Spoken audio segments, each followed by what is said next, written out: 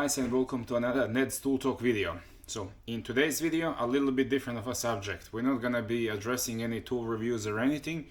I gotta do a couple of things around the house, but mainly the main thing that I need to do is I gotta do the oil service on this 2019 Mazda CX5. So what we're gonna do is I'm gonna show you what you need, what type of oil, what type of filter. Now I'm doing this in Australia, so this is gonna be for Australian market. You guys in US will have different filter brands and different oil brands. I mean, we do have some same oil brands, but I don't know, you guys, I didn't see you guys using Castrol oil much. Anyways, I'm gonna show you those things. I'm gonna show you how to safely jack up the car. I'm gonna tell you what size spanners you need, how much oil and all those things, because after all, my background is by trade I am a mechanic. I don't work as a mechanic, but I did work as a mechanic in past for a couple of years, so I do have quite a lot of experience.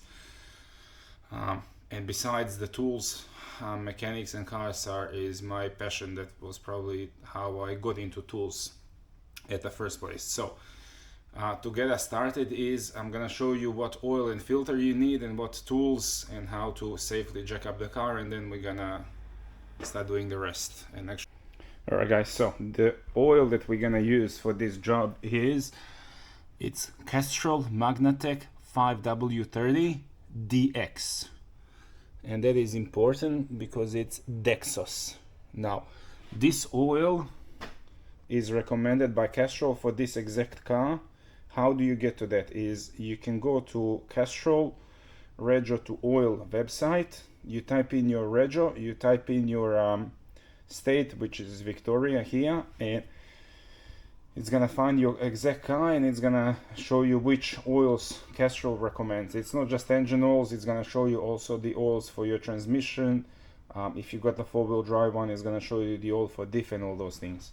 Now that's about the engine oil. Also, I'm gonna put a link in the description for that website in Australia, so you guys can find it easily. Another thing that we're gonna use is Ryco Z926 oil filter. I prefer these filters. I know there's cheaper brands, there's more expensive brands, but for good 10 years I've been using these Ryco filters, and they never failed me, so that's what we're gonna stick with.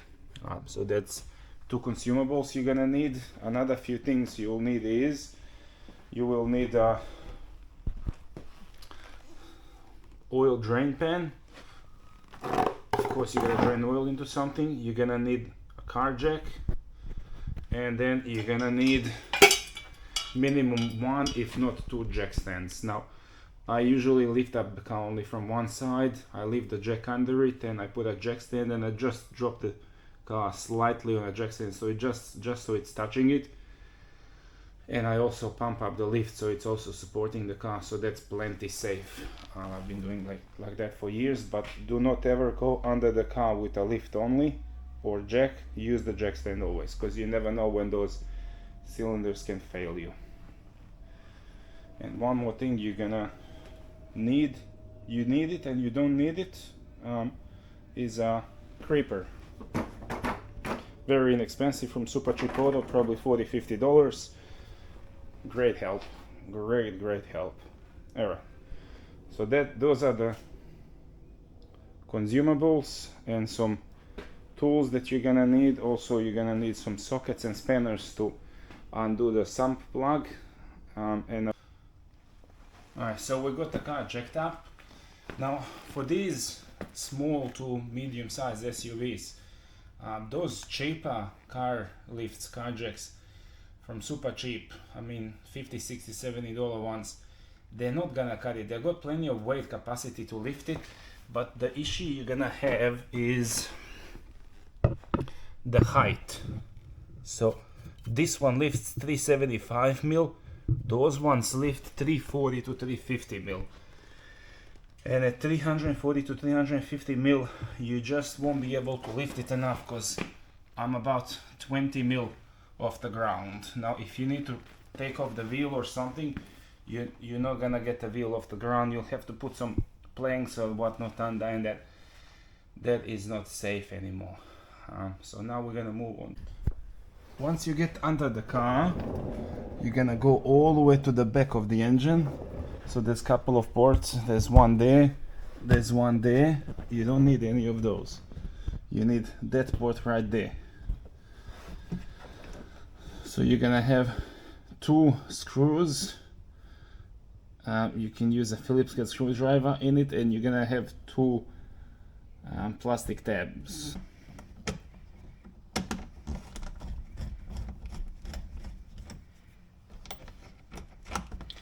Okay, second.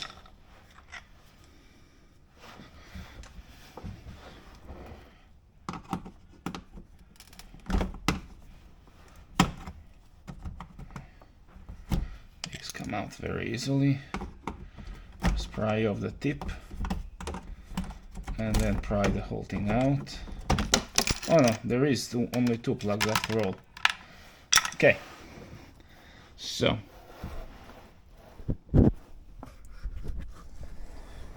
once that panel is removed, you can see our oil filter there and a drain plug. So we'll get the old drain. Alright, now we've got the drain pan under. It's a 17mm spanner or a socket. You can use whatever you like. I'm just gonna go with a spanner because it's nice and easy.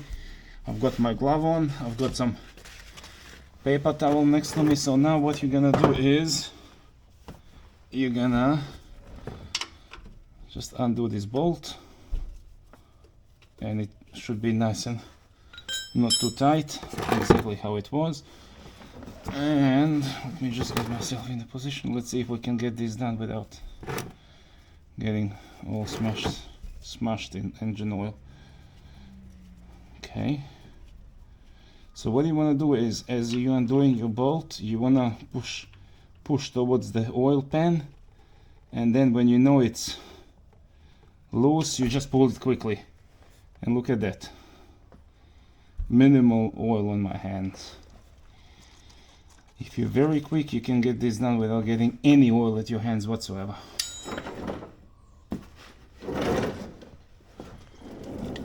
So I've got those oil filter removal tools somewhere, but I can't find them now. So I've just grabbed the big wise grips pliers, call them whatever you like, and that'll do the job just fine. There's no need for some fancy schmancy tools. It's just the oil filter. But I'm getting stuck, and my light is flashing, the battery is low. Great. Alright, let's go. There we go.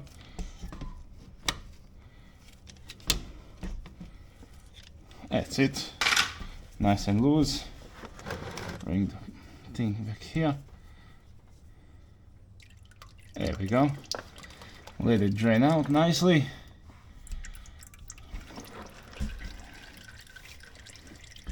Take your time, no rush.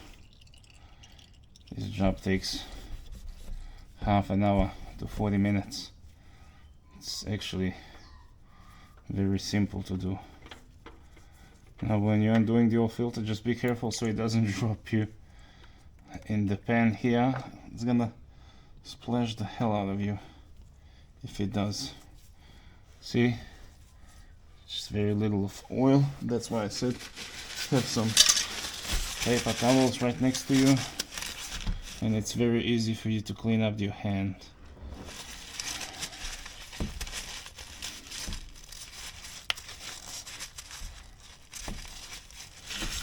Let's see, how does it look up in there? Fine. And the old oil gasket is off with the filter, which is important. If you ever leave that gasket on with the filter and you put a new filter over it, it's not gonna. New filters here, Ryco Z926. Now before you put the filter, just get some little bit of the engine oil. Not that much. I just put it on the O-ring here. Doing this one-handed. Okay, and just put the filter back on.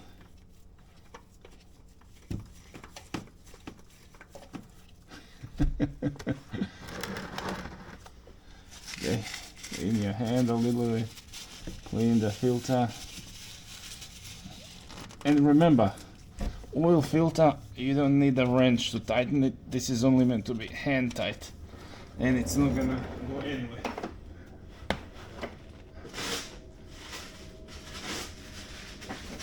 One more of these wipes.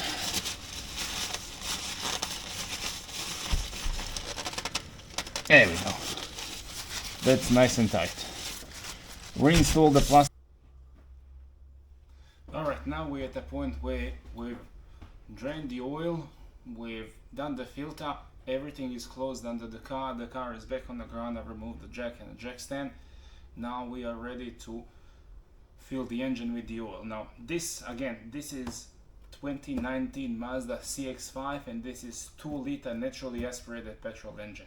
This engine takes, including the oil filter and the engine, it takes 4.2 liters of the oil.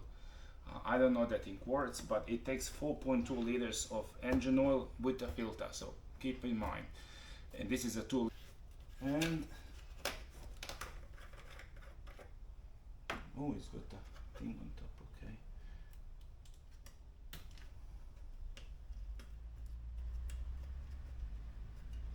Okay, and start pouring slowly. So remember, 4.2 liters. This canister is 5 liters, so we're gonna leave 800 ml in there. I'm gonna pour 4 liters. I'll give it a minute or two and see what happens if you're not. Just over a liter.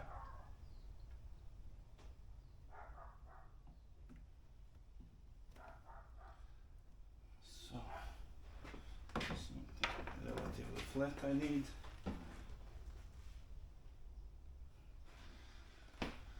Okay, so I've done 1 liter. I'll put a dipstick now. And we'll check it.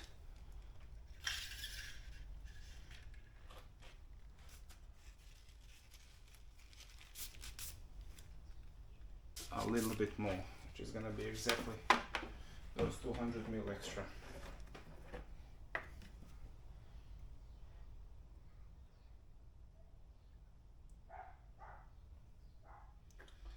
See?